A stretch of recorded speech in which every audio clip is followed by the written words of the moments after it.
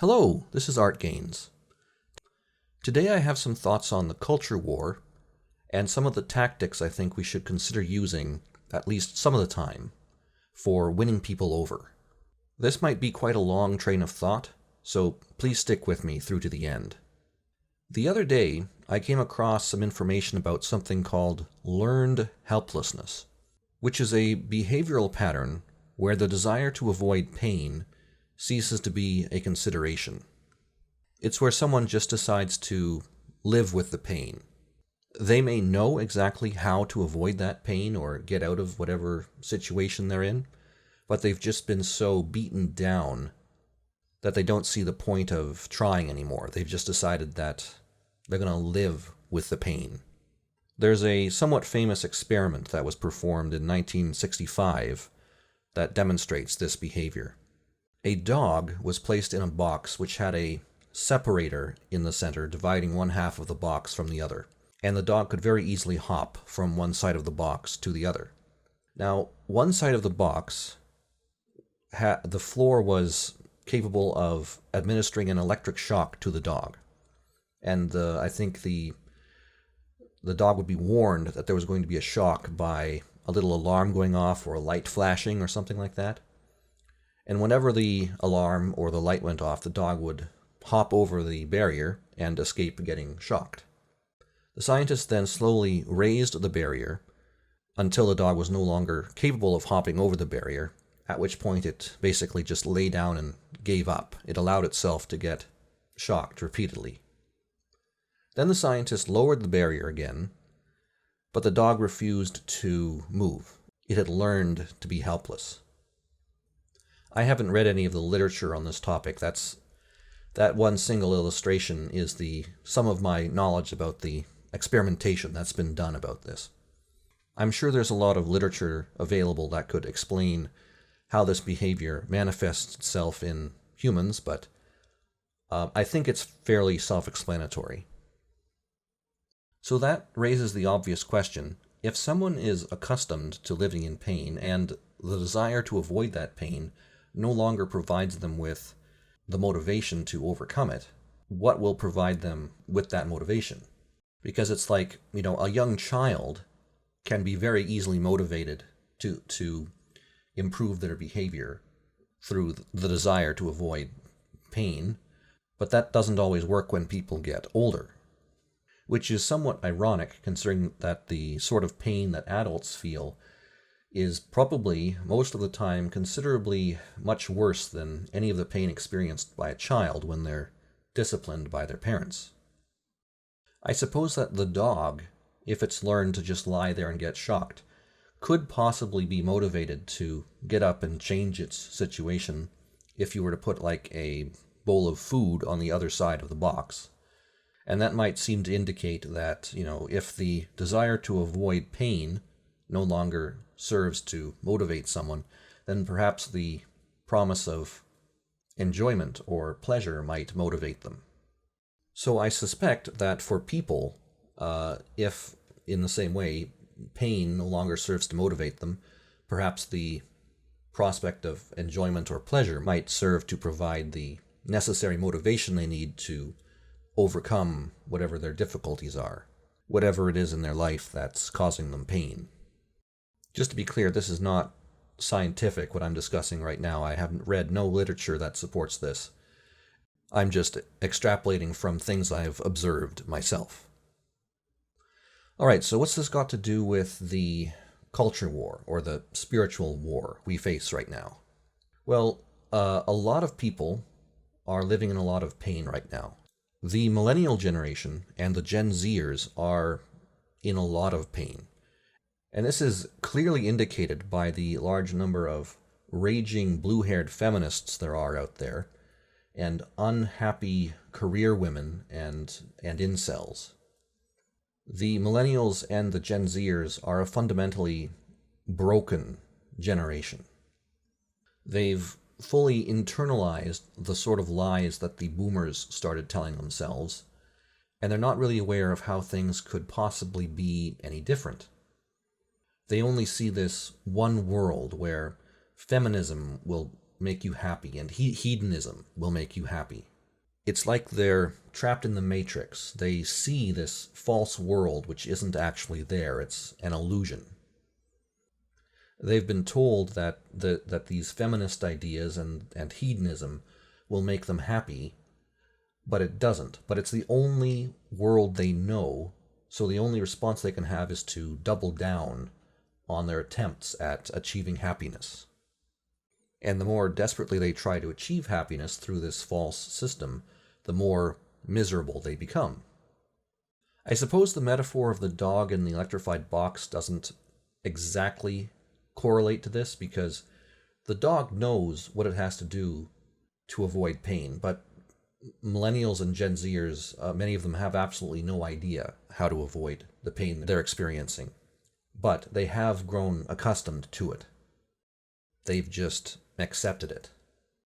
So when you see these raging blue-haired feminists or these unhappy wine-drinking career women, they are under the impression that what will make them happy is putting men down or competing with men or pursuing their own personal career goals. Now, these things, of course, don't make them happy. They just get more and more unhappy, and in some cases psychotic. And the only thing they know to do is to just try harder, which of course will only compound their unhappiness. Now, for incels, that's a very different situation.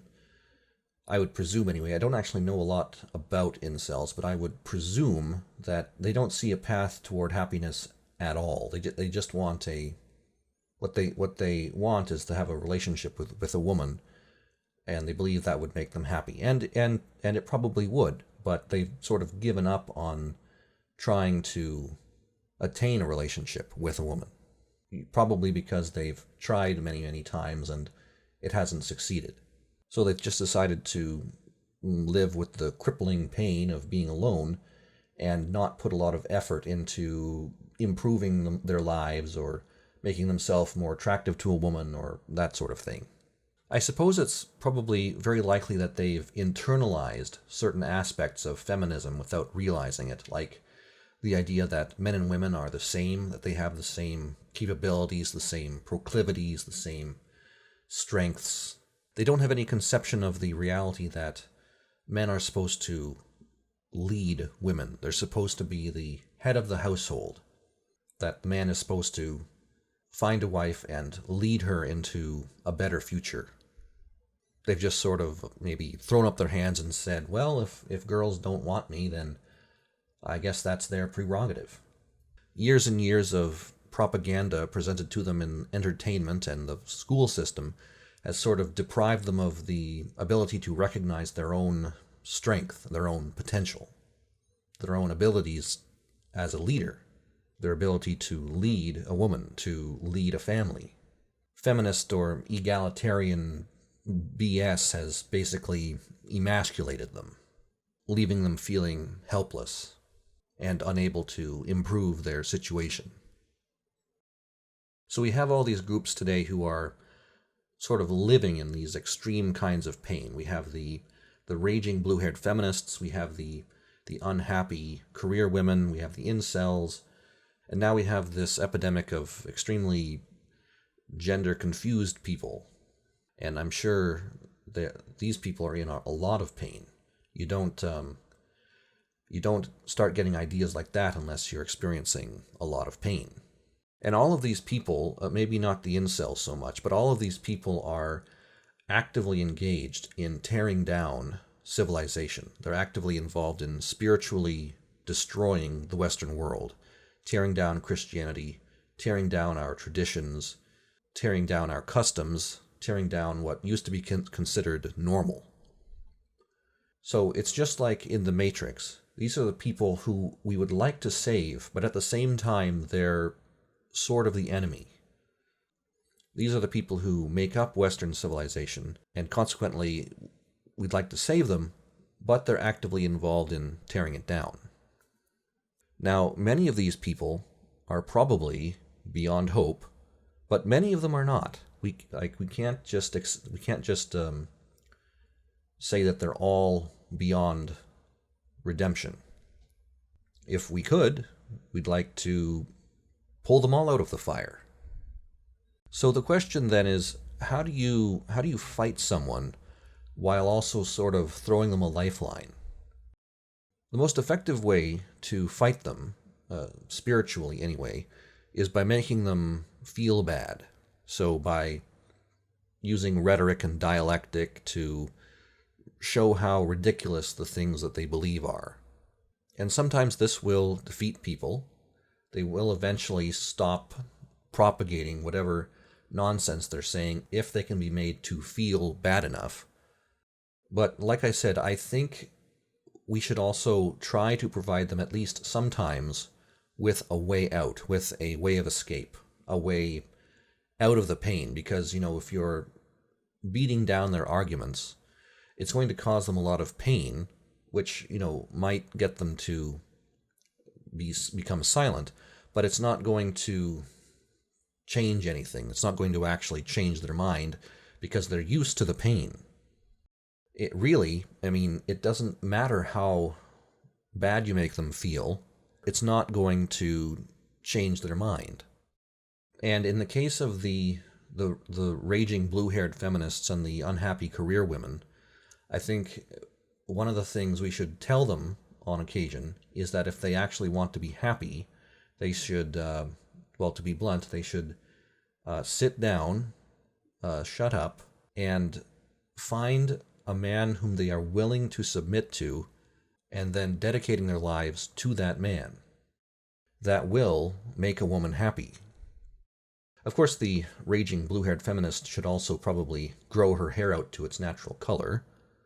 She should also probably lose weight and make an effort to make herself attractive. But you don't really have to wait at all. In my opinion, almost any woman should be able to find a man within her social circle who would be overjoyed with her companionship and would burst his heart trying to provide her with a better life. Now, the incels are not a particular threat in the culture war. They're more like non-combatants, but they could play a significant role in winning the culture war, winning the spiritual battle. They just have to realize that they are natural leaders. It is their responsibility to find a wife, make a family, and lead that family into a better future. You have the God-given role to be a leader, and being a leader will make you happy. And again, you don't have to wait either. You can start looking for a woman right now.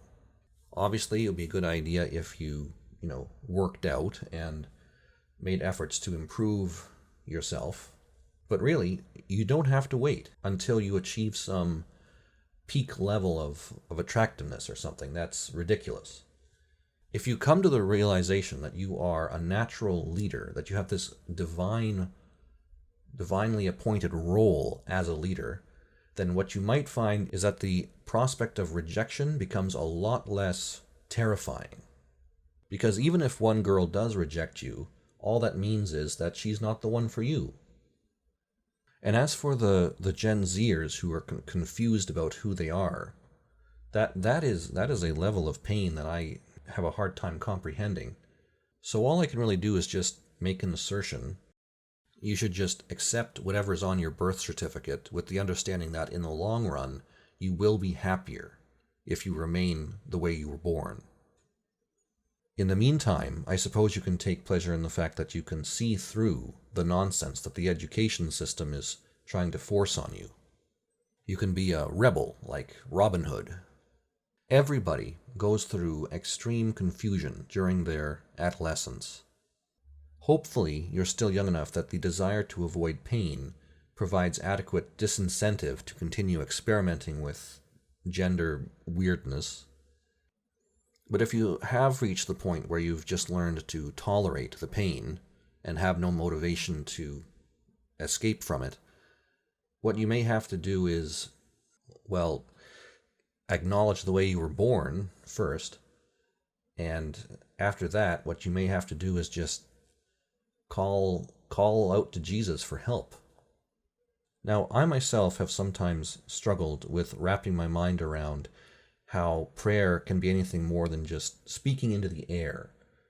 I mean, I understand that, since God is omnipresent, he obviously can hear that prayer.